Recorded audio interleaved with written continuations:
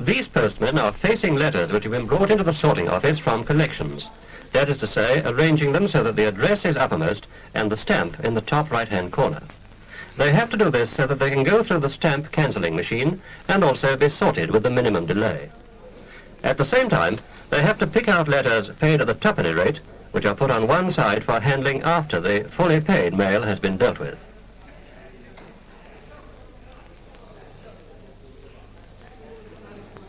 Letter facing is one of the most tedious and time-consuming jobs that has to be carried out in the processing of mail.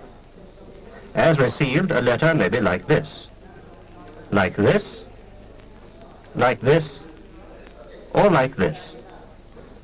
Obviously, letter facing should be done by a machine. But how? For a long time, the technicians at the Post Office Research Station at Dollis Hill have been working on this problem. Their answer, which you see here, represents the fruits of years of patient research and development. It is known as ALF, the initials standing for Automatic Letter Facer. This machine not only faces letters, but discriminates between letters paid at full rate and letters paid at printed paper rate.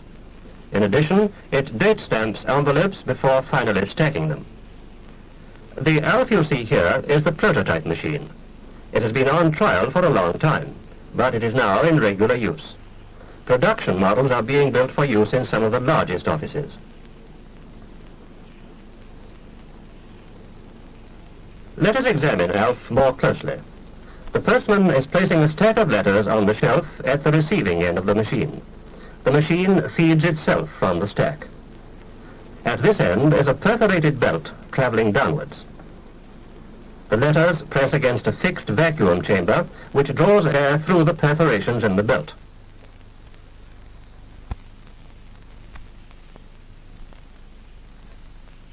The resulting suction makes the letters adhere to the belt, and they are carried downwards. At the bottom end of the perforated belt, the letters are free to fall under their own weight to the next or main belt, which is traveling rather faster, and thereby spaces the letters at intervals of about 1 foot. As the main belt travels to the right, it is met by what appears to be another belt, which sandwiches the letters between them. Actually, this is part of the same belt doubled back on itself. The use of only one belt ensures there cannot be any creeping one upon the other, such as might occur if two separate belts were used. Sandwiched in this way, the letters are twisted into an upright position and arrive at the lower shelf. Here the belt opens up, and as the letters travel along, they settle down on their longer edges. After this, they are once more sandwiched between belts and continue their journey to the scanning units.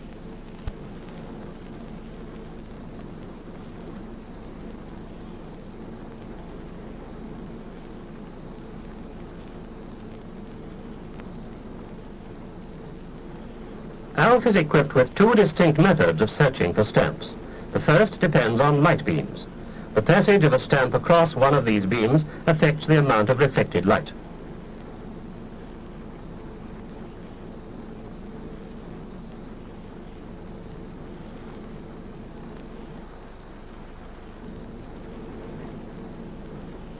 This in turn changes the electric current in a photoelectric cell, which causes diverters to switch the letters according to the signal received.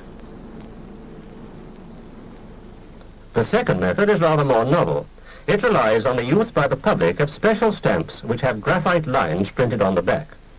A twopenny stamp has one such line, and all the other stamps 2 lines.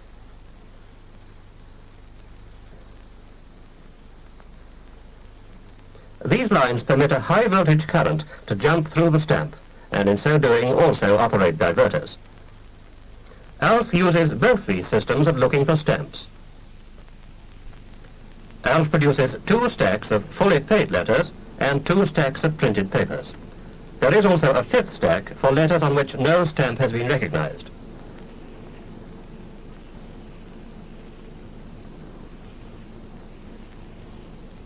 Two stacks have the letters all turned this way round,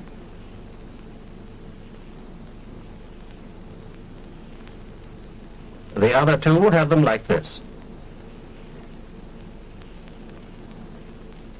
Let us now follow one particular letter, a fully paid one, right through the machine.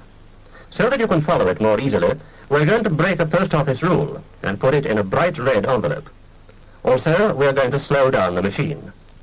There it is in the main receiving stack.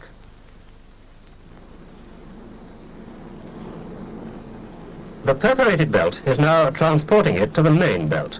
See how carefully and precisely it is aligned on the lower shelf. In the lower scanner, the unit looks only for the stamps, irrespective of their value, along the bottom edge on both sides of the letter. Our red letter has its stamp at the top, facing us, and therefore when it arrives at the diverter, it is switched to the upper route where it is turned over. Arriving now at a higher level, all the letters have the stamps at the bottom edge, either at the front or at the back. They pass through a second set of scanners which not only search for the stamp, but also discriminate between the fully paid letters and the printed papers.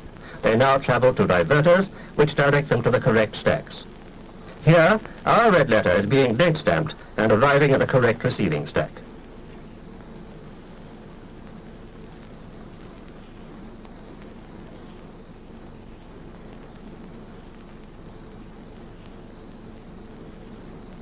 So far, we have seen only the front of ALF. At the back are the various control devices and electronic circuits which tell the diverters just when to operate and decide whether a letter is a fully paid one or a printed paper.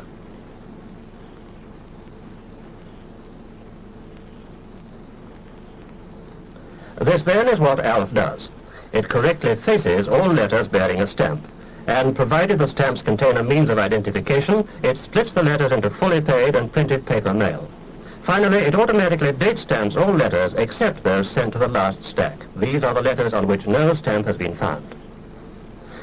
ALF copes with more than 300 letters a minute, and is yet another effort on the part of the General Post Office to assist the postman in his work.